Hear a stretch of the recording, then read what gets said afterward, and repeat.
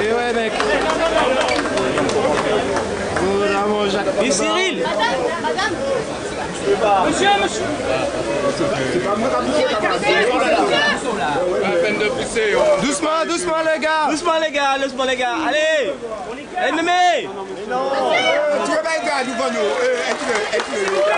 Quoi? Non, mais non. Ça là, on l'air là?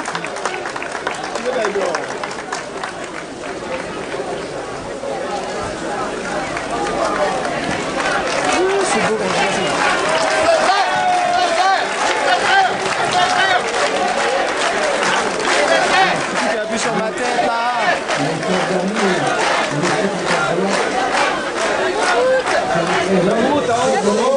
Oh les perches.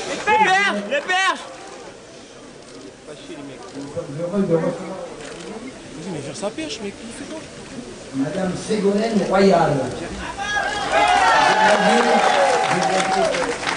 Il est très ému de voir une petite Martiniquaise.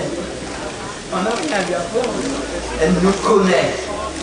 Et je la remercie d'avoir bien voulu entendre le peuple martiniquais. Oui, mais vous emmerdez. La Martinique est changée, la Martinique est inquiète, nous sommes dans un monde nouveau.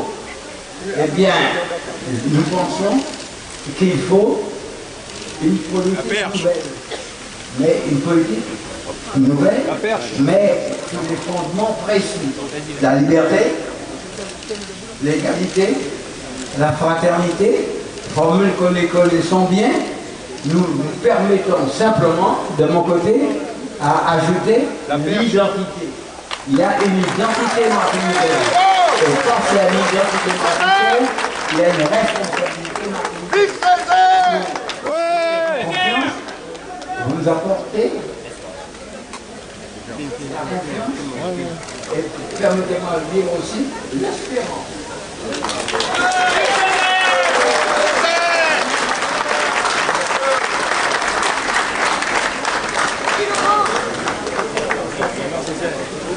Je suis profondément touchée et honorée de l'accueil d'abord du maire de Fort-de-France et bien évidemment d'Aimé Césaire.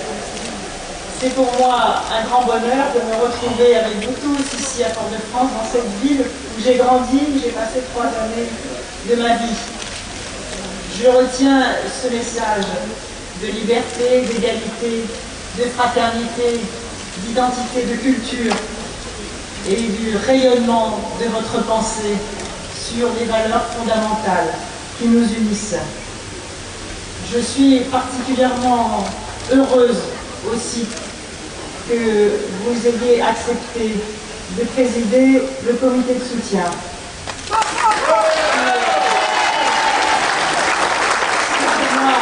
C'est un jour de bonheur, un jour d'émotion. Je vous avais demandé rendez-vous il y a 29 ans. Car j'avais été nommée ici comme stagiaire à la préfecture de Fort-de-France.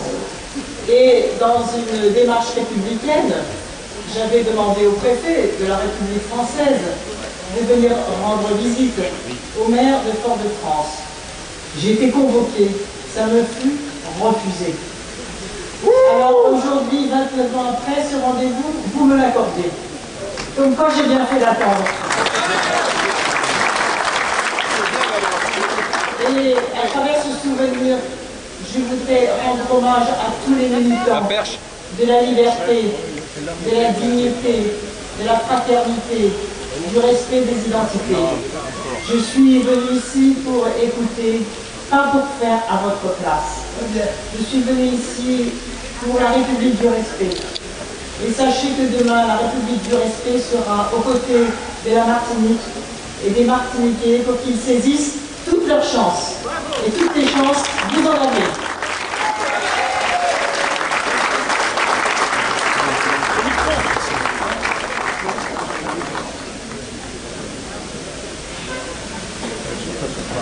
Chers amis, il n'était pas prévu de faire l'intervention ici, donc permettez-moi d'abord de recevoir avec beaucoup de chaleur et d'amitié Ségolène Royal, et surtout de bien noter que Ségolène est venue ici à la fois pour retrouver un pays qu'elle a connu, et surtout obtenir et nous solliciter pour une mobilisation massive pour les moments qui viennent. Aimé Césaire et Ségolène se sont rencontrés confidentiellement. Aimé Césaire lui-même a souhaité descendre, malgré sa fatigue, malgré son état de santé, de lui-même, pour vous dire un petit mot. Le fait qu'il ait accepté d'assurer la présidence d'honneur du comité de soutien de Ségolène Royal me semble quelque chose de fondamental pour l'avenir.